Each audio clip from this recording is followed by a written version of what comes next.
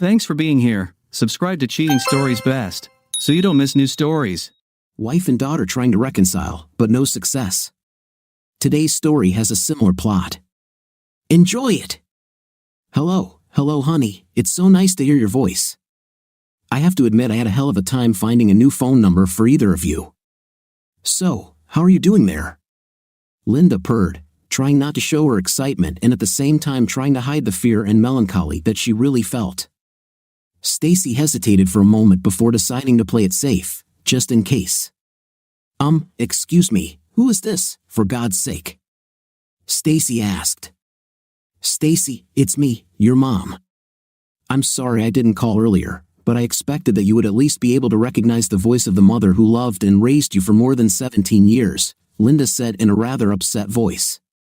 Stacy smiled at the corner of her lips. In fact, she immediately realized that the call was from her mother, but given all the circumstances, she decided to be extremely careful.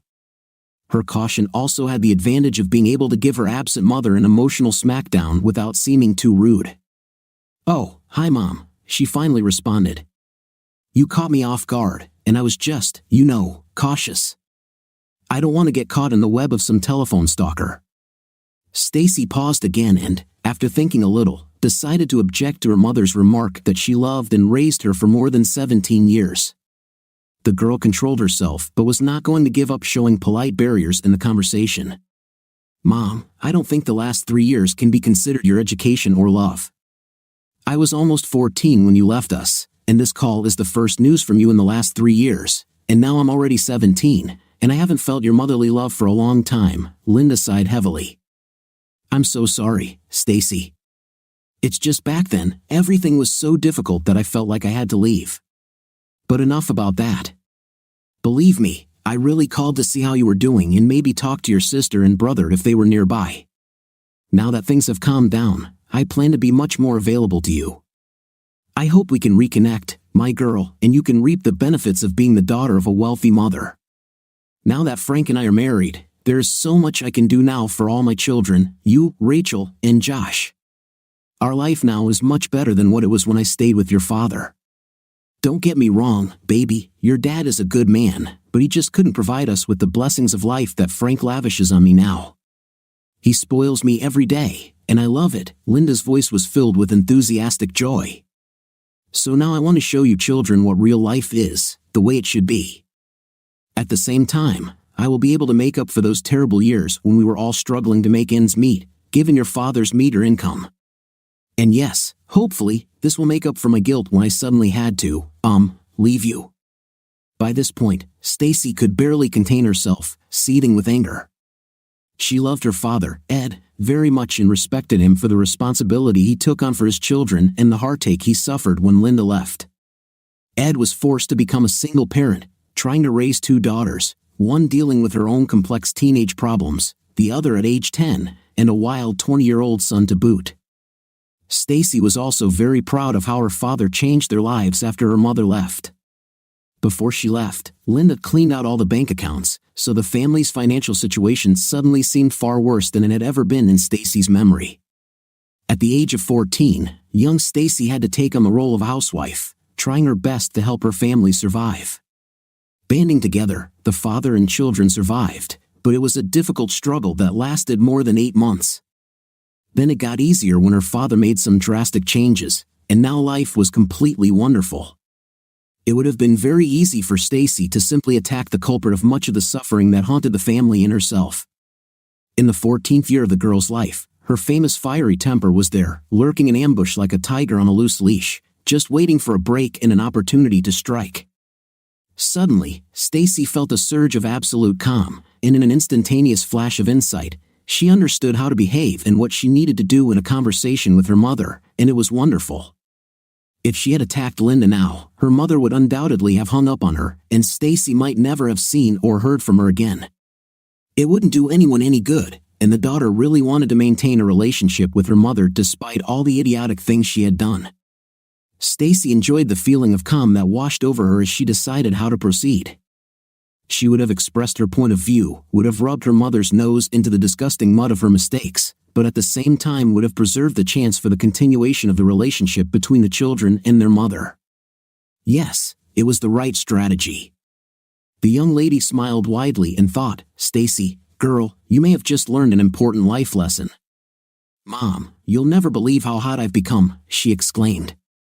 Wait a minute, now I'll click on my phone's camera and send you a photo. Don't hang up. Stacy stood full length in front of the mirror built into the closet door in her bedroom, through the window of which bright sunlight streamed.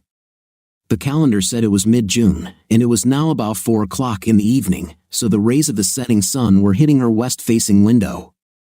Staring into the mirror, Stacy smiled brightly and then half-turned slightly to show off her wheat gold hair, styled in an elegant updo. She wore a full-length lavender evening dress, very elegant and gracefully hugging her already very feminine figure, demonstrating the evolution of Stacy from not so long ago, an angular, awkward girl, into a full-fledged, albeit young, lady. The floor-length dress was complemented by a set of long white gloves that elegantly fit her arms, ending just above her elbows. Stacy took a couple of pictures, chose the best one, and quickly sent the selfie to her mother's cell phone.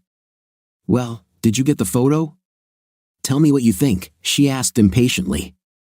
There was a long pause during which Linda considered and digested the consequences that the 3 passing years had on the life of a blooming young girl. Oh my God, Stacy, honey, you're beautiful. You. I have no words, Linda said, in a half-stifled, half-shocked whisper, trying to suppress the lump that was spasmodically squeezing her throat and causing a couple of tears to well up in the corners of her eyes. Oh, Stacy, I miss my girl so much. My girl, you have grown so much. Oh, damn, what have I done? Stacy ignored her mother's confused muttering and snorted as she continued to press her. If you think you missed it, wait a minute until you see Rachel. Stacy slipped across the hall to her little sister's room and pushed open the door where her now 14-year-old sister was putting the finishing touches on her long, thick honey brown hair styled in a very elegant updo. At the front, Rachel's hair came down in a few curly locks that framed her face. Her large blue-gray doe eyes and soft features made many people, both men and women, stop and stare at her. Rachel's face was strikingly beautiful, and her slightly snub nose and dimples when she smiled gave the young girl an extra perky charm. Rachel, like Stacy, was also dressed in an evening dress, delicately elegant but much better at hiding her charms than the dress of her older and more mature sister. Hey, R.A., come on, strike a pose. Mom is on the line now, and I will send her your photo, Stacy said, walking around her sister and looking for the best angle from which to capture her. Alongside Rachel, helping her, was a woman of about 35, also dressed in an evening dress clearly tailored to make an irresistible impression. This woman had that regal beauty that made the heads of all those present turn wherever she appeared. The woman noticed the smartphone pointed at her and Rachel and was about to step out of the frame when Stacy intervened, waving her hand reassuringly. No, Janice, stay where you are. I want you to be in the photo too. Rachel was still a little stunned, but she finally rolled her eyes and, holding her palms to her mouth like a megaphone, shouted towards the phone, Hello, ma'am. I can't talk now, but let's get in touch sometime later. Circling around the room, Stacy took several photographs of Rachel and Janice, then waved her hand to them. You're free, ladies. I'll concentrate on choosing the best photo and send it off. After a pause, Stacy put the phone to her ear and asked loudly, I bet you don't recognize Rachel now, I mean, Mom.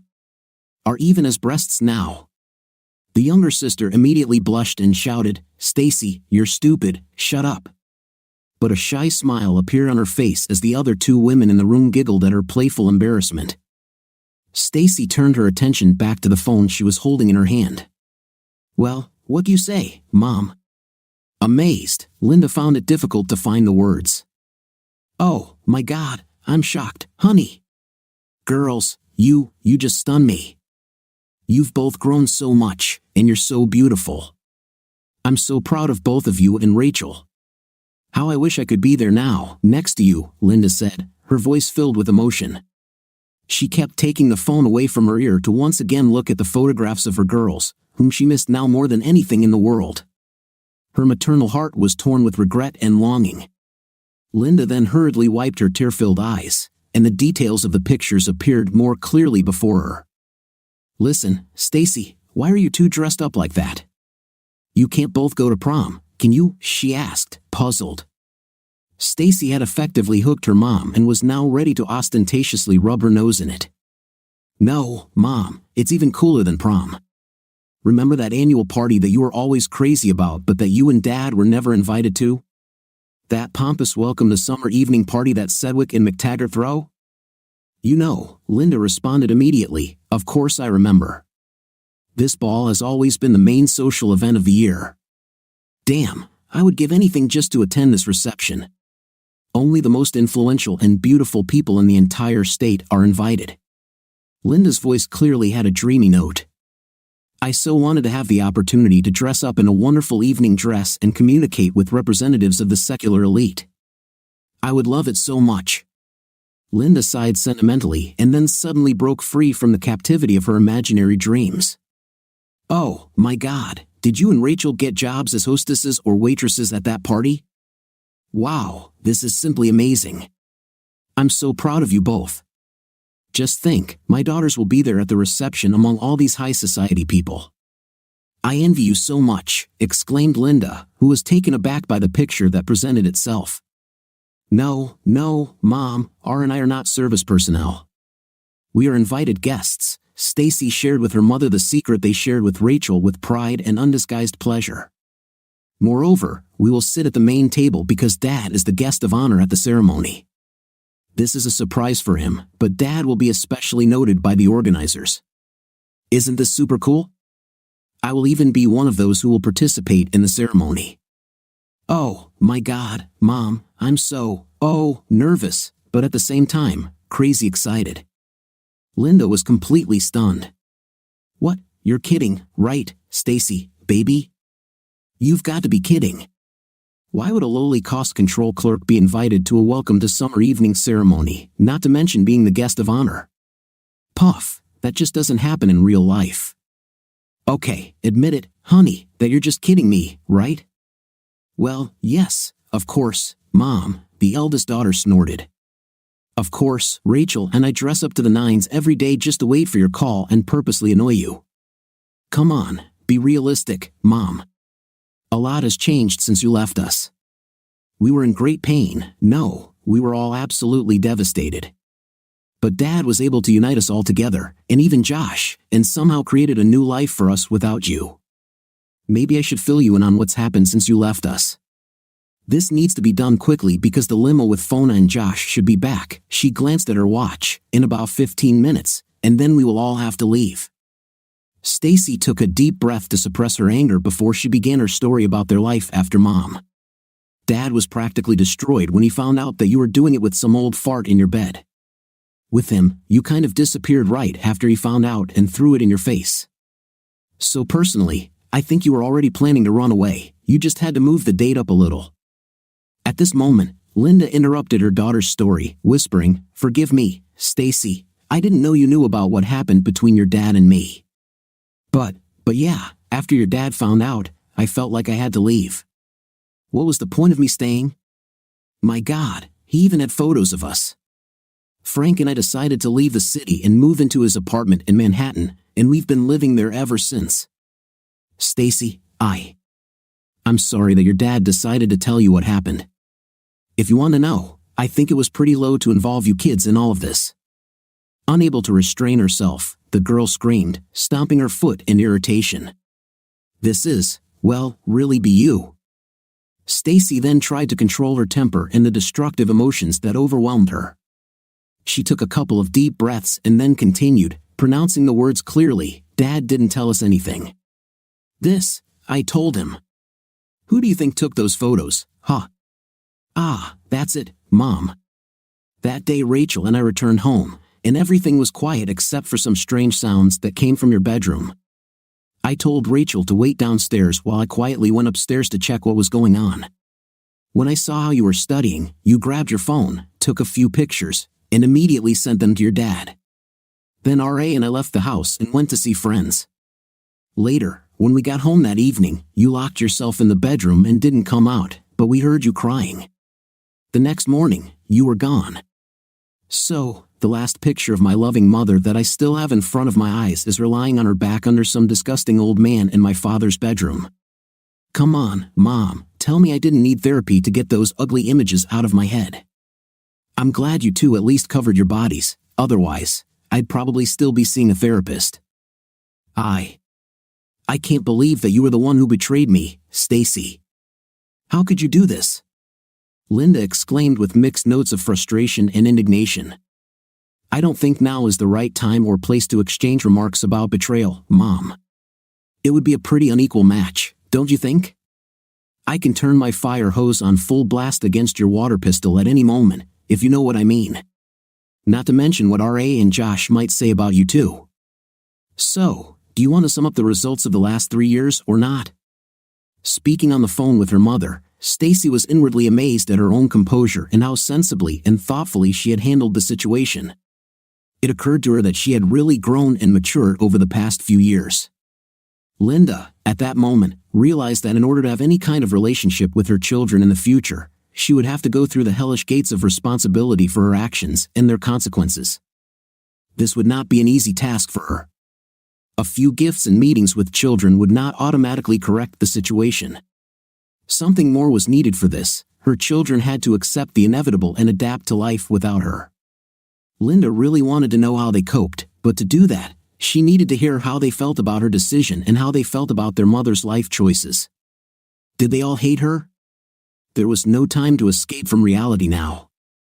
If she backed down now, she would most likely lose them, and perhaps forever. But if she wants to restore the relationship, she will have to accept their feelings and let their passionate emotions pass through her. Is she ready for this? Was it all worth the pain she knew would surely come later? Linda pulled herself together. Her voice on the phone was soft and remorseful. Yes, Stacy, you are absolutely right. I suppose someday we will have to sit down and discuss all these issues in detail. But first, right now, we need to get back to some reasonable forms of communication. I called to reconnect with you, my children, and that would be a good first step, right? Well, now let me find out how your life turned out after I left. Stacy couldn't wait to tell her mother what had happened in the family's life since she disappeared. So, she started babbling, Mom, you just won't believe what happened. It looked like some kind of novel or even a fairy tale. Anyway, after you left, Dad was depressed for a few months, and it was really bad. Very often when Rachel and I would come home from school, I would make her stay outside while I went inside and made sure I didn't find Dad dead or something. Every time the phone rang, I jumped, thinking it might be a call from the police or the hospital or somewhere worse. I told Josh that he needs to pull himself together and stop drinking and partying because I can't be the only one in the family who is trying to hold on somehow. I think he really tried to come to his senses, but there was little real help from him. Eventually, one day, Dad started reading books about how to get over breakups, grief, and all that stuff. Often at night, he would simply lock himself in his bedroom, and I could hear the keys clicking on the keyboard of his computer. He wrote, pouring out his thoughts and feelings, and this, I think, helped him a lot. By the way, Mom, do you remember how overweight Dad was?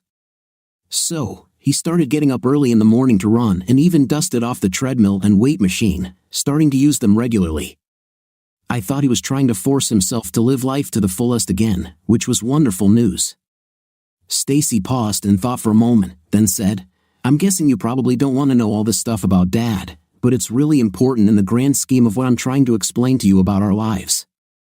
So, I'm sorry if this isn't what you want to hear. But, by the way, Dad looks pretty nicely now. Even over the phone, it was clear that Stacy was smiling. No, it's okay, honey. I really needed to hear about this, but thank you for taking care of me and telling me about how everything happened for you. I really want to know how things are going with you, Rachel, and Josh. Well, with Rachel, it's simple. After what happened, she seemed to shut down, retreat into herself, and remained in this sort of detached state for quite a long time.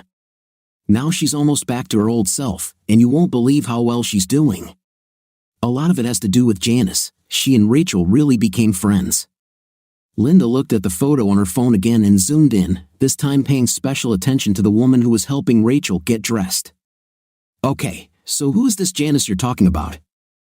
Oh, sorry, Mom. Janice is Dad's girlfriend. Isn't she gorgeous? And she's so sweet. She is a former swimsuit model, but Janice is still involved in modeling. She really helped Rachel come out of her shell and now supports her desire to start a career in the modeling world. Stacy perked up, nearly jumping out of her bed when she remembered something. By the way, Mom, you should definitely pick up a copy of last month's Teen Fashion World magazine. RA is on the cover, and she looks absolutely stunning. Recently, she has really become a very popular model. What? How? When did all this happen? First, your father hooked up with a girl half his age, and now she's selling their little sister to some dirty photographers. If only I knew what she was doing with the cheesecake photo, then I will bring charges against both your father and this Janet, or whatever her name is. The enraged Linda almost choked from the indignation that gripped her. Stacy waited to respond to calm the situation a little, and then spoke very quietly for added effect. Mom, listen, Dad and Janice are very, they treat any modeling work that Rachel or I do with care and caution. At least one of them is present at each of our shoots, and before that, they insist that the photographers sign a strict contract with Dad, according to the terms of which not a single photo will be taken without Dad's permission and approval. Do you really think Dad would allow any of us something even remotely close to cheesecake? He won't even allow Rach to appear in a swimsuit. And as for Dad's girlfriend, I already said that her name is Janice. She's 34 years old, so there's an 11-year difference between her and Dad. Actually, it's a lot less than between you and your Frankie. Who is? How old is he already? 100 years old? I don't know, Mom. Whether they will ever get married or not, but from what I see, they are very good together. And Janice helped him a lot, from time to time. She even compliments him, so Dad looks pretty happy.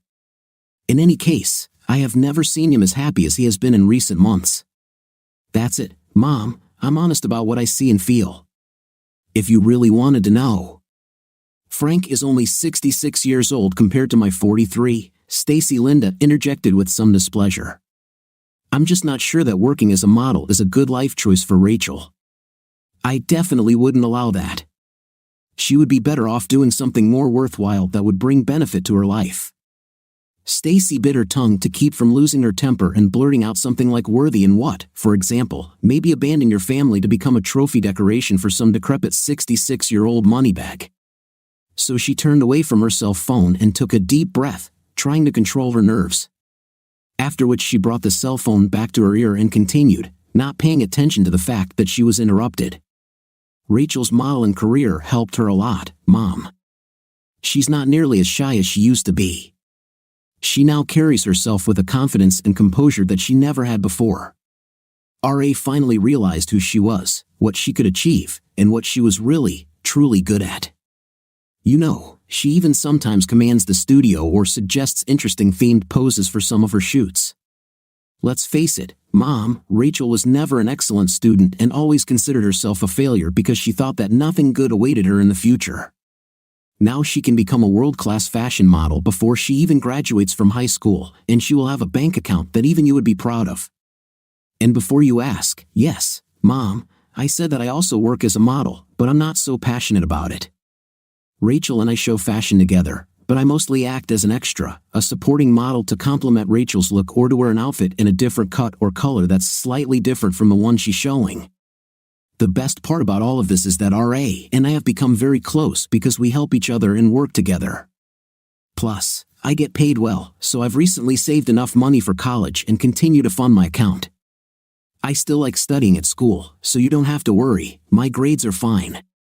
I take a few extra classes each semester so I can graduate early and go to college. I still have an A average, but I'm a little worried about chemistry this year. This is not an easy class, but I need to master it if I'm going to go to veterinary school. Stacy remembered something else and perked up again, even giggling as she did so.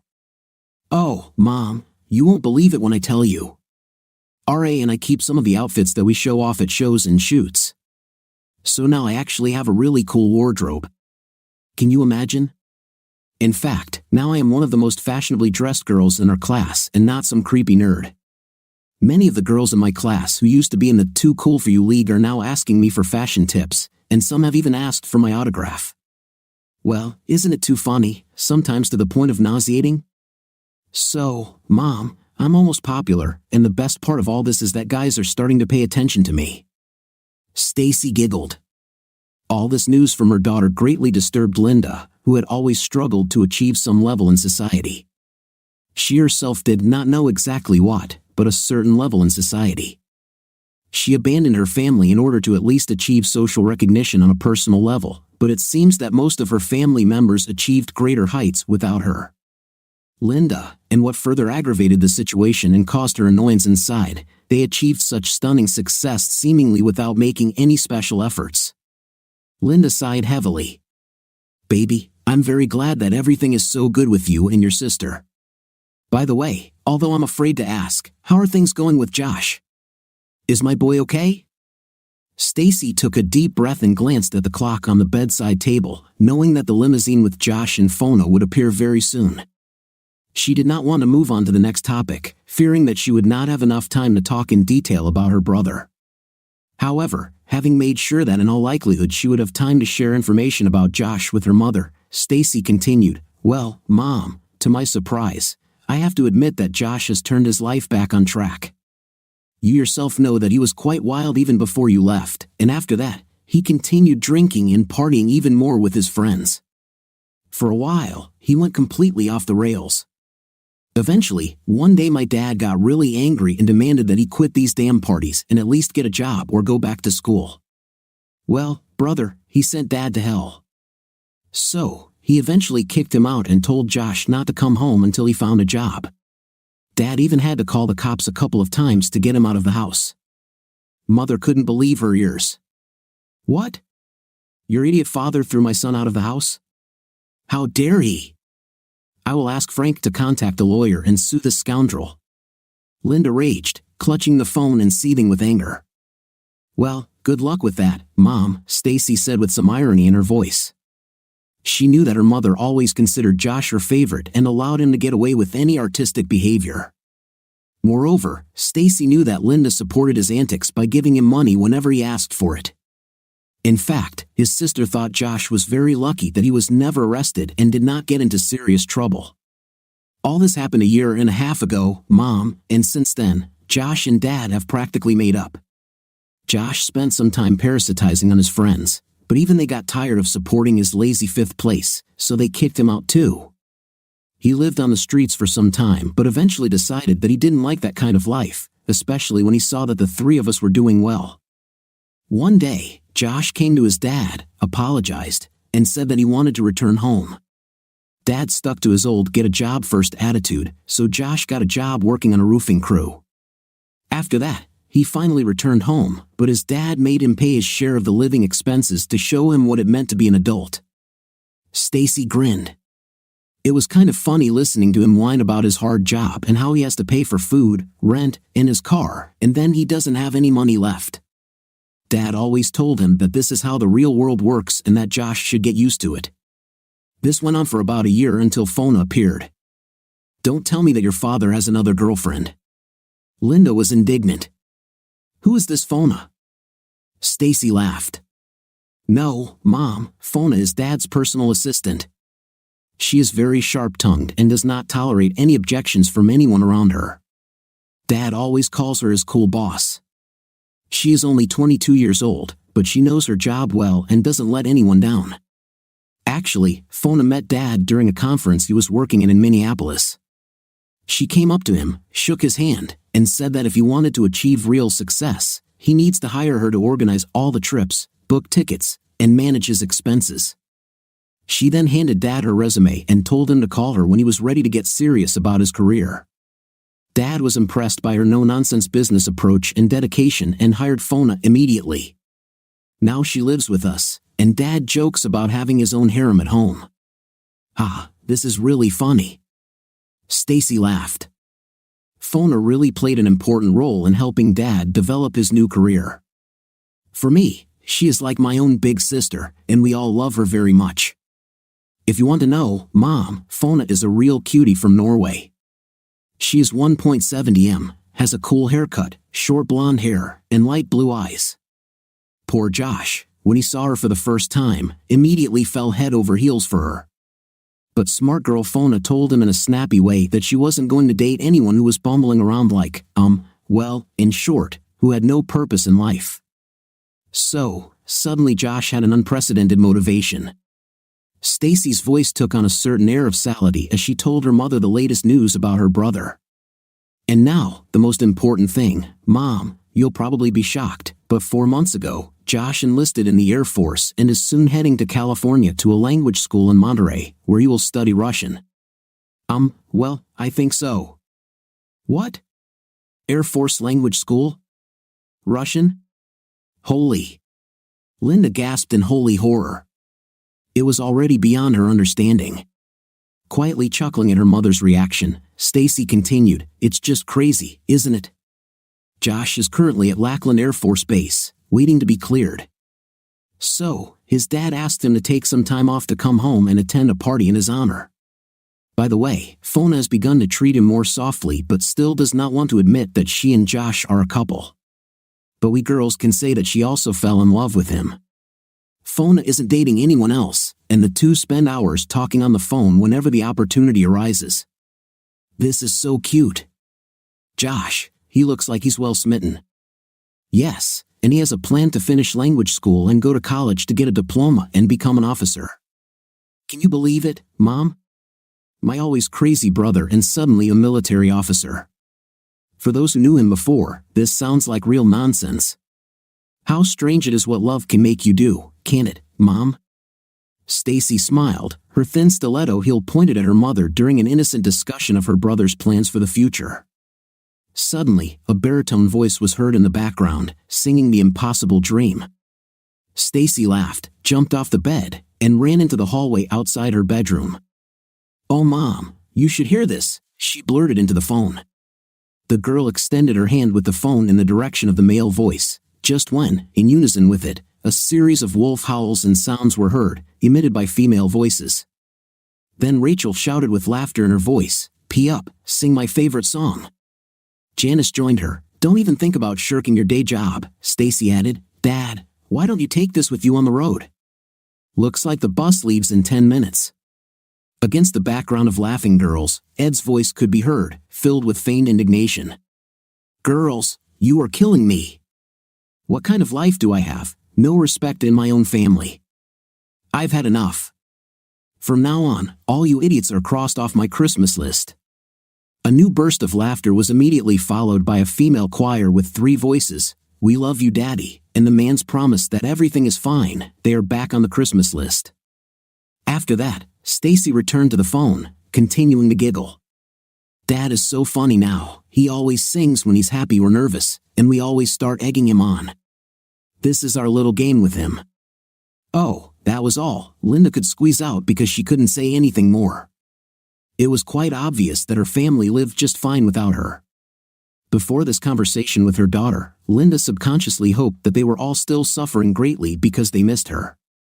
There was no trace of any of this, so she simply fell silent, falling into some kind of stupor.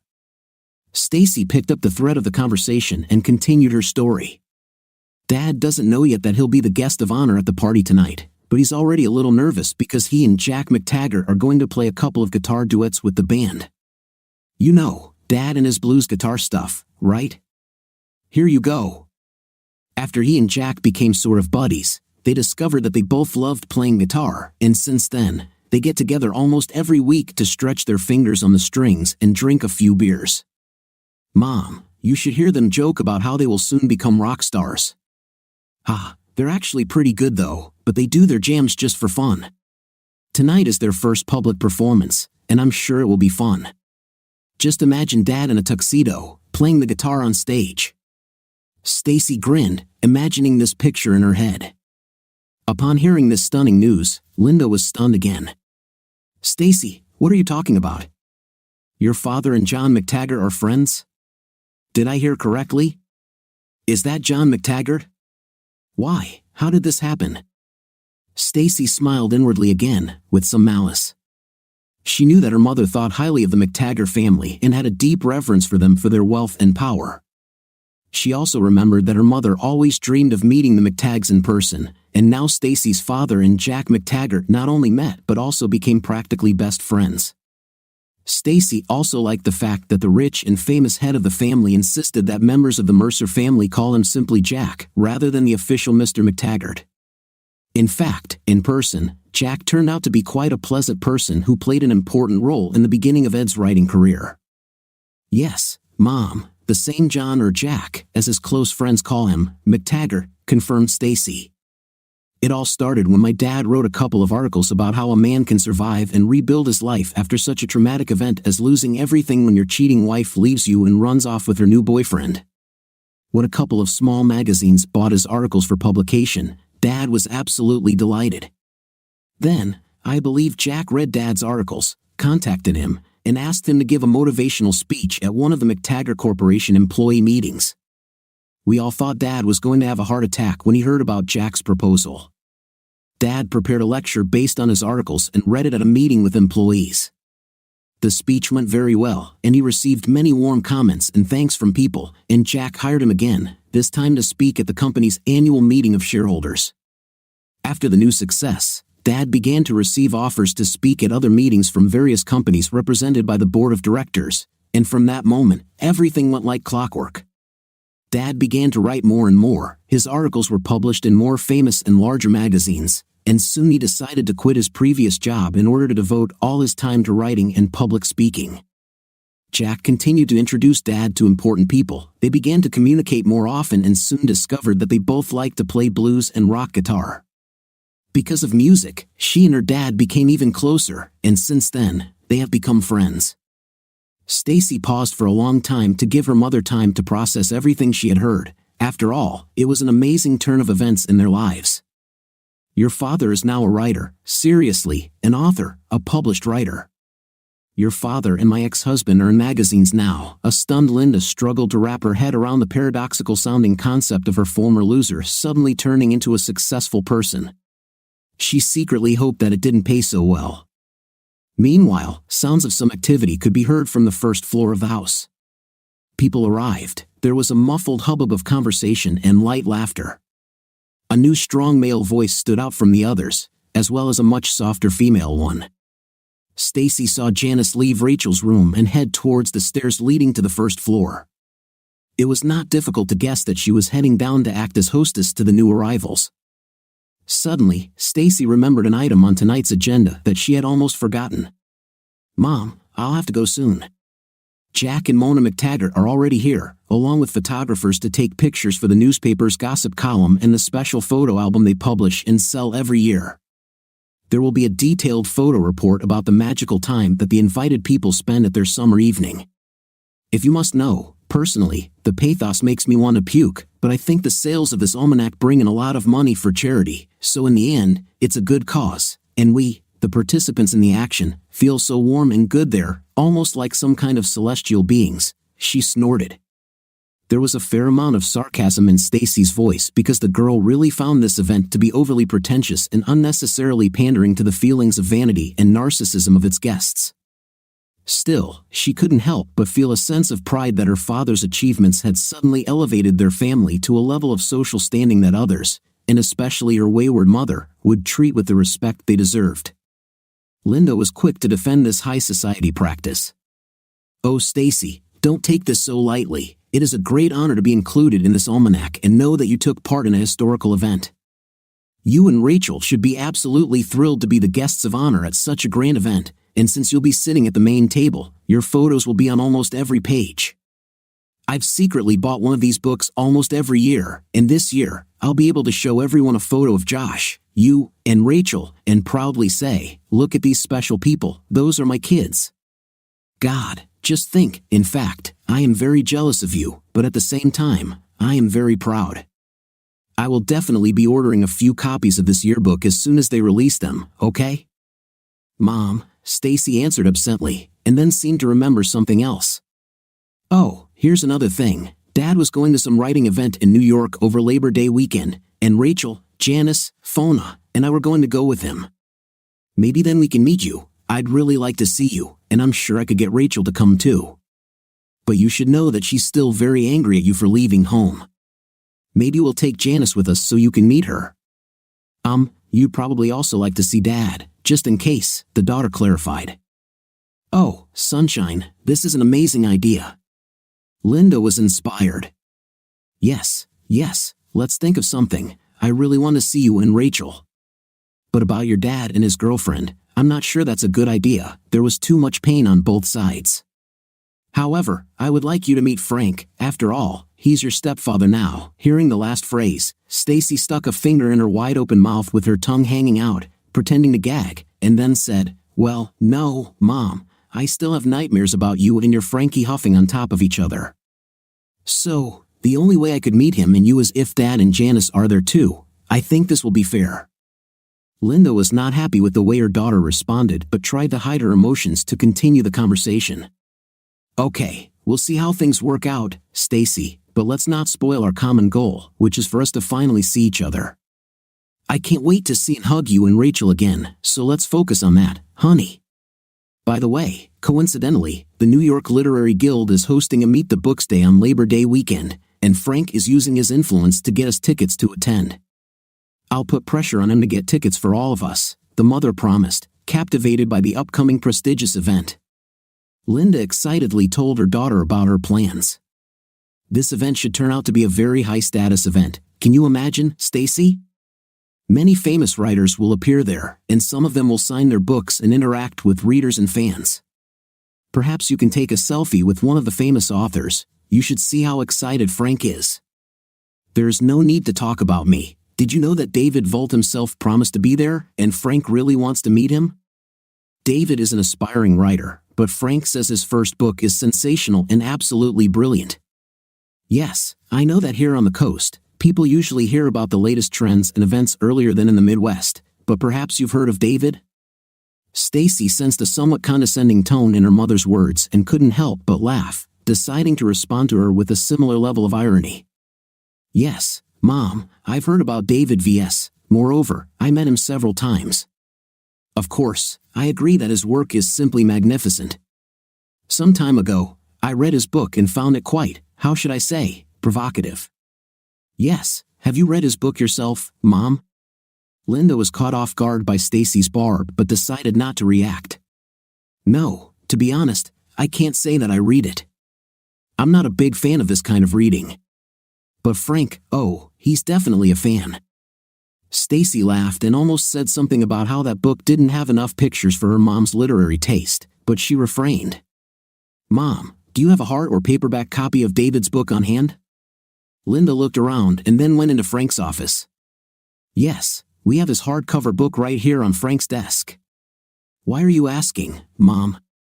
"Look at the back and side of the dust jacket and tell me what you see." Now, so here is a photo of the author of the book. Oh Lord, it's Ed. "Oh my God, this is a photo of your father that I took about 7 or 8 years ago. Lord, how can this be?